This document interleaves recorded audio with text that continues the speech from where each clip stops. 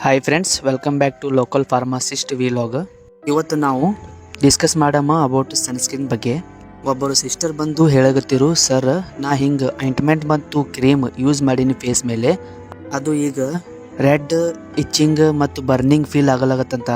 ಇದರದ್ದು ಒಂದು ಸರಿಯಾಗಿ ಮತ್ತು ಬೆಸ್ಟ್ ಸೊಲ್ಯೂಷನ್ ಕೊಡ್ರಿ ಅಂತ ಹೇಳಿದರು. ನೋಡ್ರಿ, ಇಂಥ ಯಾರ್ಯಾರಿಗೆ ಪ್ರಾಬ್ಲಮ್ ಅದ ಕಾಮೆಂಟ್ ಮಾಡ್ರಿ. ನೋಡ್ರಿ, ಸನ್ಸ್ಕ್ರೀನ್ ಅಂದರೆ ಬ್ಯೂಟಿ ಮತ್ತು ಮೇಕಪ್ಗೆ ಅಲ್ಲ, ಅದು ರೀ ಸ್ಕಿನ್ಗೆ ಪ್ರೊಟೆಕ್ಷನ್ ಮಾಡ್ತದ ರೀ ಸನ್ಲೈಟ್ನಿಂತ. ಯು ವಿ ರೇಸ್, ಆ ಯು ವಿ ರೇಸ್ ನಿಮ್ಮ ಸ್ಕಿನ್ಗೆ ಏನು ಮಾಡ್ತದೆ ಅಂದ್ರೆ ಗೊತ್ತು ರೀ, tanning, dark spot, wrinkles, skin damage ಮಾಡ್ತದ ರೀ.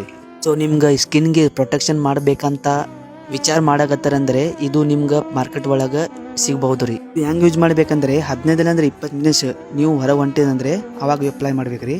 ಇದು suitable for men and women. ಇಲ್ಲಿ ಇನ್ನೊಂದು ಇಂಪಾರ್ಟೆಂಟ್ ಪಾಯಿಂಟ್ ಏನಂದ್ರೆ, ನಿಮ್ಮದು ಆಯಿಲಿ ಸ್ಕಿನ್ ಇದ್ದರೆ ಜೆಲ್ ಟೈಪ್ ಸನ್ಸ್ಕ್ರೀನ್ ಯೂಸ್ ಮಾಡಬಹುದು. ಇಫ್ ನಿಮ್ಮದು ಡ್ರೈ ಸ್ಕಿನ್ ಇದ್ದರೆ ಕ್ರೀಮ್ ಬೇಸ್ಡ್ ಸನ್ಸ್ಕ್ರೀನ್ ಯೂಸ್ ಮಾಡಬಹುದು. ನೋಡ್ರಿ, ನಾನು ಆಸ್ ಎ ಫಾರ್ಮಾಸಿಸ್ಟ್ ನಿಮ್ಗೆ ಸಜೆಸ್ಟ್ ಮಾಡಕತ್ತೀನಿ, ಜಾಸ್ತಿ ಕ್ರೀಮ್ಗಳು ಯೂಸ್ ಮಾಡಬಾರ್ದು ರೀ. ನಿಮ್ಗೂ ರಿಸಲ್ಟ್ 1 ವಾರ ಒಳಗೆ ಇಲ್ಲಾಂದರೆ 2 ವಾರ ಒಳಗೆ ಬಂದಿಲ್ಲ ಅಂದರೆ ಡಾಕ್ಟರ್ ಸಜೆಷನ್ಸ್ ತಗೋಬೇಕ್ರಿ.